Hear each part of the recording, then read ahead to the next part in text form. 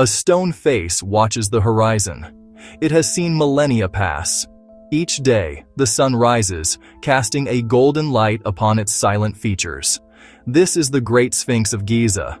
It is a monument of immense power and mystery. For thousands of years, it has sat in the sands, a guardian of secrets we are only beginning to understand. It is a man's face on a lion's body. This combination alone speaks to a deep and forgotten truth. It represents the bridge between our intellect and our primal strength.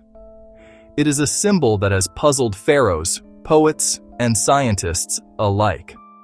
The Sphinx does not speak, yet it asks the most profound questions. We stand before it, feeling the weight of history. We are small in its shadow. We bring our tools and our theories. We bring our science and our myths. One side seeks to measure the stone, date its erosion, map its every crack and fissure. The other side listens for whispers in the wind, ancient stories passed down through generations. The Great Sphinx is ancient beyond our common understanding. The Great Sphinx, up close. It is carved from a single piece of bedrock, a natural outcrop of limestone on the Giza plateau. Its body stretches longer than a modern passenger jet. Its head rises as high as a 6-story building. For many years, official history placed its construction in the reign of the pharaoh Khafra, around 2500 BC. A neat and tidy explanation within the 4th dynasty. Many said the face was Khafra, a ruler immortalized in stone. But the stone itself tells a different story. Look closely at the body. It shows deep patterns of erosion, not wind and sand alone. Geologists saw telltale signs of water erosion, caused by heavy rainfall over many centuries, in a place arid for more than 5,000 years. For the Sphinx to bear such marks, it may have been carved in a much earlier, wetter period, perhaps thousands of years before Khafra. This idea is not new. Whispers among mystics, independent researchers, a lost civilization, a golden age of wisdom predating known pharaohs. They saw the Sphinx as a legacy of the ancients. The official story was comfortable, the erosion evidence disruptive, suggesting our timeline might be wrong. The Sphinx is no longer just a statue. It becomes a clue to a lost chapter of the human story. A whisper become a roar, asking us to reconsider our origins. As the questions about the Sphinx's age grew louder, another old legend resurfaced, the story of a hidden chamber, a room or a network of rooms deep in the bedrock beneath the monument.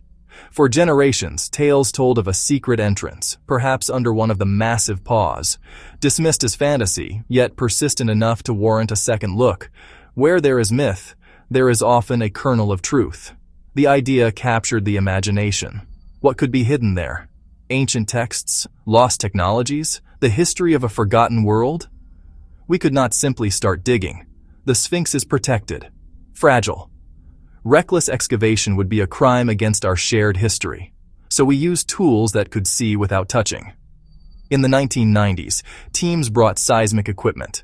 Create a vibration, a sound wave. It travels down, hits different rock or empty space, and echoes back. Measure the echoes. Map what lies beneath. The results were electrifying.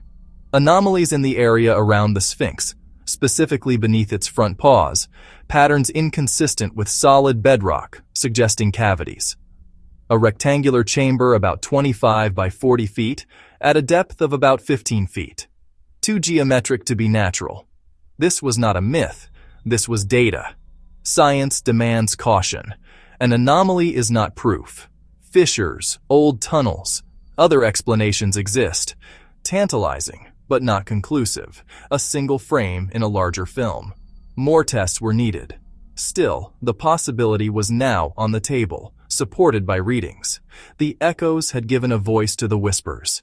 The history of excavation around the Sphinx is complicated, filled with discovery, but also with destruction. Before standards, digging was chaotic. Treasure hunters and early explorers tunneled into the plateau, blasted walls, cleared sand without records, notes lost, incomplete, leaving a puzzle of missing pieces. These old digs complicate today's scans. Are we seeing an untouched chamber or the ghost of a 19th century tunnel? Some excavations are known. The vise hole blasted into the back. Other shafts found, then sealed. It's possible discoveries were made, then lost to time and sand. This history is why modern work is restricted. Forbidden digs not to hide truth, but to protect it. The responsibility is immense. To dig at Giza is to hold human heritage. Any work must be slow, careful, meticulously documented, with permission of Egyptian authorities. Patience is the highest virtue. So we wait. The hints exist, the legends persist. But the path is blocked by the need for extreme caution. There are rumors of secret digs, but officially, protection and preservation prevail. First, do no harm. Use non-invasive tools. Study old records. We plan for a future, limited, surgical excavation, executed with a surgeon's precision. The Sphinx has waited for millennia. We can be patient for a few more years. The legend of a hidden chamber is ancient, given new form in the 20th century. The Hall of Records, popularized by Edgar Cayce. He claimed a lost civilization, Atlantis, stored its knowledge in a secret library at Giza, preserving wisdom for a future time. Scrolls, tablets, perhaps devices, a repository to tell the true history of humanity. It's a compelling myth, speaking to a deep longing that a single discovery might unlock all answers.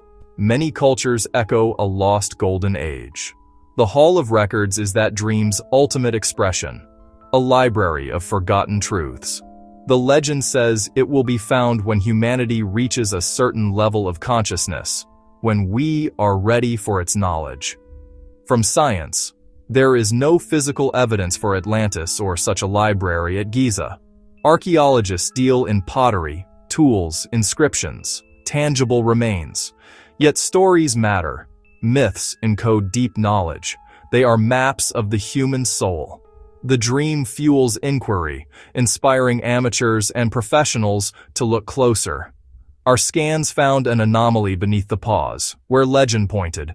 The line between myth and measure grew thin. It's a compelling thought. Our quest has moved beyond spade and brush, into the era of the unseen, using sophisticated technologies that don't disturb a grain of sand. Seismic scans were just the beginning. We use ground-penetrating radar, electrical resistivity tomography, even microgravimetry, detecting tiny gravity changes that hint at voids. Each gives a piece of the puzzle. GPR maps shallow features, old walls and pits. Resistivity distinguishes solid rock, moist soil, and possible empty spaces. Microgravimetry hints at deeper cavities. Over 2 decades, teams scanned from every angle, building complex digital models of the subsurface. Results are complex, sometimes contradictory. Some show rectangular, man-made-looking voids. Others show natural fissures and geological strata. Giza's ground is a palimpsest, geology and millennia of human activity layered together. Separating signal from noise takes skill and patience. We can say the ground beneath is not uniform, solid limestone. There are anomalies, spaces and structures requiring investigation. Science has not opened a chamber, but it has given us a map, showing precisely where to look, turning legend into a testable hypothesis. The science of the unseen has brought us to the threshold of discovery. Now, the final step requires a different kind of courage, Beyond physical chambers lies a subtler path: resonance. Everything vibrates at a frequency. Ancient structures of massive stone and precision may interact with vibration. Perhaps more than monuments. Perhaps instruments tuned to Earth, the sun, even human consciousness. This suggests the Sphinx and pyramids were not only symbolic, but functional, machines for focusing energy. Science knows resonance. A singer can shatter glass by matching its resonant frequency. Vibrations amplify until it breaks. Similarly, some propose ancient temples as resonant cavities. Chanting or instruments at specific frequencies could create powerful effects. Stones come alive with sound. Experiments show powerful acoustics. Certain low frequencies, even below hearing, are amplified, linked in labs to shifts in human brainwave patterns. These frequencies can induce deep meditation, creative insight, altered consciousness. Perhaps the builders knew this intuitively. Could chambers beneath the Sphinx be meant not for scrolls, but to generate a resonant field? Speculative, yet it reframes ancient technology. Less mechanical, more about consciousness and vibration. The Sphinx as a silent instrument, waiting for us to find the right note, to play the music of the stones once again. Regardless of what lies beneath, the Sphinx serves as a symbol for the evolution of human consciousness. Look at its form, the lion body and human head. The lion, our instincts, power, earth connection, the subconscious wisdom of animals. The human, intellect, reason, self-awareness, higher thought. The Sphinx unites both, instinct guided by intellect, power directed by wisdom. We have lived through ages of pure instinct and ages of detached reason. The Sphinx says, integrate them. We must become whole, not just a relic, a signpost for the future, a symbol of awakening. The realized human who masters animal nature without losing its strength, using mind in service of a higher purpose. This awakening is happening now. People seek meaning, question old stories, explore meditation, mindfulness, and practices bridging conscious and subconscious, seeing science and spirituality as two sides of the same coin. The Sphinx's calm gaze seems to say, you are on the right path. Continue the work. Then the hidden chamber takes a new meaning. Perhaps not a room of scrolls, but a state of consciousness, knowledge buried not in ground, but within ourselves. The Sphinx as guardian of our inner wisdom. To enter the chamber is to awaken the Sphinx within, a mirror of our potential, our wholeness, a golden age of the human spirit. We stand at a fascinating point in history.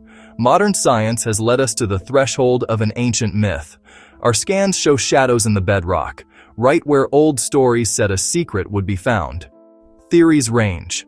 A simple storage room, a resonant chamber, a library from a lost world. We have technology to learn more, and caution born from past mistakes. The next chapter is unwritten. What will we find if we can look inside? If we drill a small hole beneath the pause, it might be empty. It might be natural, a geological fluke, a disappointment to some, but it would not diminish the Sphinx. But what if it's not empty? What if we find a sealed room, pottery, statues, inscriptions? Such a discovery would change history, a message from a deep, forgotten past. The mystery remains alive. The Sphinx keeps its counsel, having watched empires rise and fall, technologies come and go. Its lesson is humility. Some questions are not answered quickly. The value is in the asking, the search. The journey toward truth is as important as truth itself. The Sphinx invites us to participate in its mystery. Are we ready for the answer? If a hall of records were found, could we handle it? The legend says it will open when we are ready. Perhaps the true lock is on our hearts and minds. The Sphinx watches and it waits. And with modest hope and profound wonder, we wait with it. The greatest discovery may yet be to come.